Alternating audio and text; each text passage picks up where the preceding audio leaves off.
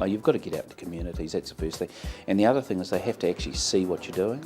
We form very, very formal relationships with the Indigenous groups on whose land our offices are. So that, and by that formal relationship, it means that that their tikanga, their way of doing things, guides the way we do things Māori in our offices, and they vary from our Auckland, Christchurch, Wellington office. The tikanga or the ways of doing things differ. But probably more importantly, they're the place we go to when we want to talk about issues, and we try and explain issues to them. We listen to what they've got as human rights issues, and through that relationship, you know, we're building a higher level of trust. I've decided to frame my term around relationships, and I've framed it around three different areas. One is the relationship between Aboriginal and Torres Strait Islander people and the broader population. Now that allows me to do work on constitutional change, on racism. So in that area, that's going to be my focus.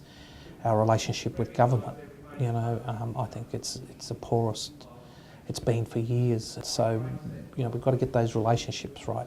And it's about empowering people. It's about using the Declaration as a guide to establish those relationships and make them stronger.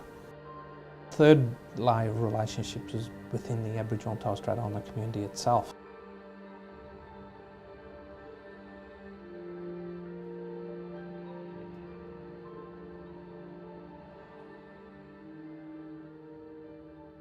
National human rights institutions, they can help a lot.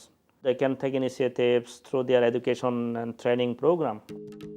If that kind of national institutions take initiative to train all those sectors, like say the police, military, who involved with the law and order situation, at least they will learn something about the indigenous people's rights. And of course, the UN declaration should be included there all the time.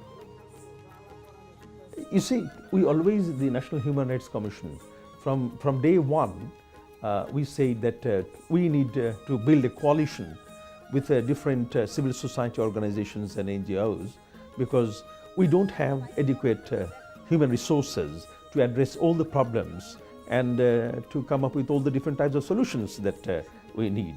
So obviously, we have a good number of NGOs of the indigenous population themselves, and also of others working for the empowerment of the indigenous peoples, and we are having good connections and relations with these organizations and working together.